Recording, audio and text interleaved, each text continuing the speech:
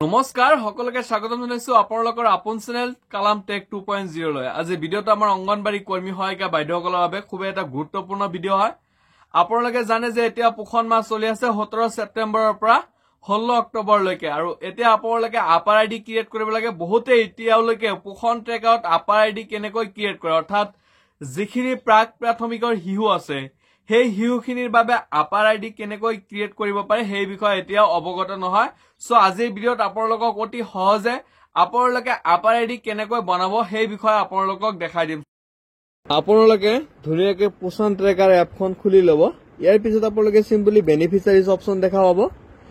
এতিয়া কথা হ'ল 3 পৰা 6 বছৰৰ যি চাইল্ড্ৰেন আছে, শিশু আছে, এই শিশুখিনিৰ আপোনালোকে আপাৰ আইডি ভৰাব বা বনাব, ক্ৰিয়েট কৰিব লাগিব।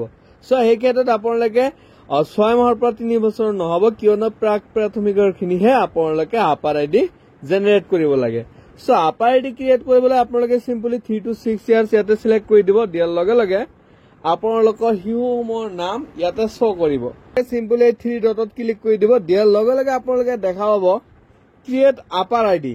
সো সকলো শিশুৰে আপাৰ আইডি আপোনালোকে ক্ৰিয়েট কৰিব নোৱাৰে, কিয়নো সকলো শিশুৰ আধাৰ কাৰ্ড ইয়াতে আপলোড কৰা নাই। কিছুমানৰ যদি সেই গাৰ্জেনৰ আধাৰ কাৰ্ড আছে বা মাকৰ আছে বা দেউতাকৰ আছে, তেনে ক্ষেত্ৰত আপোনালোকে আপাৰ আইডি বনাব নোৱাৰে, কিন্তু আভা আইডি বনাব পাৰিব। সেই ক্ষেত্ৰত আপোনালোকে যিখিনি ইতিমধ্যে আপোনালোকৰ আধাৰ কাৰ্ডৰ সৈতে আপোনালোকে ডাটা ভৰাইছিলে বা বেনিফিচিয়াৰী এড কৰিছিলে, সেইখিনিৰহে আপাৰ আইডি আপোনালোকে ক্ৰিয়েট কৰিব পাৰিব।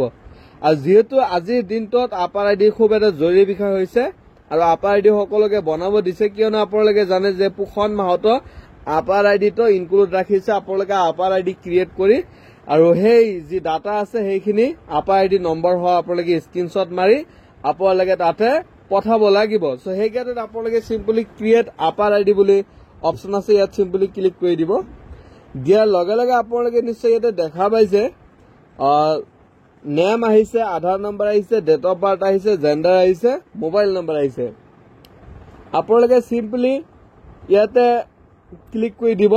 এটা স্কুৱেৰ আছে, ইয়াত আপোনালোকে চিম্পলি এটা খালী বক্স আছে, এই বক্সত আপোনালোকে ক্লিক কৰিব। ইয়াতে আই ফাদাৰ বা mother legal guardian the children voluntarily give my concern to share my child আধাৰ।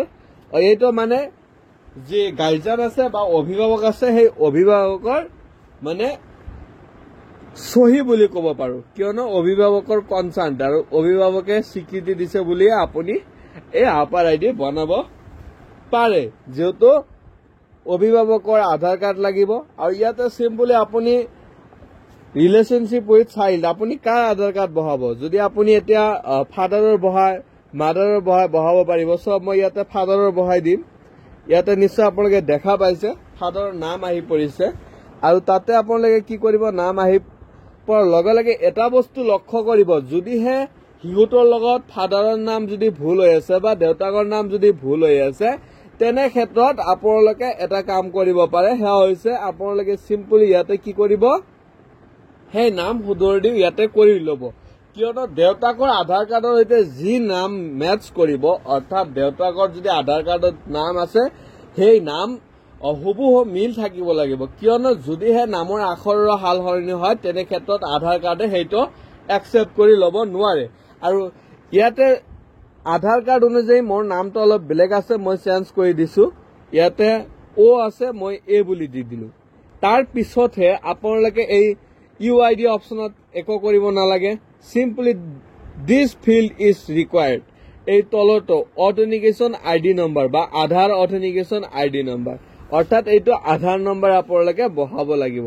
যিহেতু আপুনি ৰিলেশ্যনশ্বিপ উইথ চাইল্ড দিছে, আৰু ৰিলেশ্যনশ্বিপ উইথ চাইল্ড যিহেতু আপোনালোকে ফাদাৰ দেখাইছে বা শিশুৰ পিতৃ দেখাইছে, তেনে ক্ষেত্ৰত আপোনালোকে সেই ফাদাৰৰ আধাৰ কাৰ্ড লাগিব বা শিশুজনৰ দেউতাকৰ আধাৰ কাৰ্ড আপোনালোকে ইয়াতে ইনক্লুড কৰিব লাগিব। সহজ কথাত আপোনালোকে আগতে আধাৰ কাৰ্ড কালেক্ট কৰি ল'ব।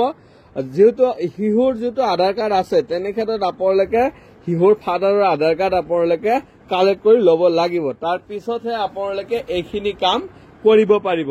ইয়াতে কেৱল আপোনালোকে আধাৰ নম্বৰটো ইনপুট কৰিব লাগে, আৰু ফাদাৰ নেমটো যাতে সেই দেউতাকৰ আধাৰ কাৰ্ড বা আপুনি যদি মাকৰ নাম ব্যৱহাৰ কৰিছে বা মাৰ যি আধাৰ কাৰ্ড আছে, মাকৰ যি আধাৰ কাৰ্ড আছে, সেই আধাৰ কাৰ্ডৰ সৈতে মিল থাকিব লাগিব। যদি নামটো যদি অলপ আখৰৰ বা লেটাৰৰ যদি কোনো স্পেলিং মিষ্টেক হৈ যায় তেনে ক্ষেত্ৰত আপোনালোকে সাবমিট বটনত ক্লিক কৰিলে সাবমিট নহব বা আপাৰ আইডি ক্ৰিয়েট নহব। আৰু এটা কথা আপোনালোকে মনত ৰাখিব, যিজন শিশুৰ আপুনি নাম ভৰাব বিচাৰি আছে সেই শিশুৰ আধাৰ কাৰ্ড থাকিব লাগিব, অন্যথা আপাৰ আইডি ঠাইত ক্লিক কৰিলে কোনো অপশ্যন নাহিব, আপাৰ আইডি ক্ৰিয়েট নহব। কিন্তু সেই শিশুৰ ক্ষেত্ৰত বা সেইজন শিশুৰ ক্ষেত্ৰত আপোনালোকে আভা আইডিখন বনাই ল'ব পাৰে। কিন্তু আভা আইডি কেনেকৈ বনায় সেই ভিডিঅ' মই নেক্সটত আপোনালোকক দেখাই দিম।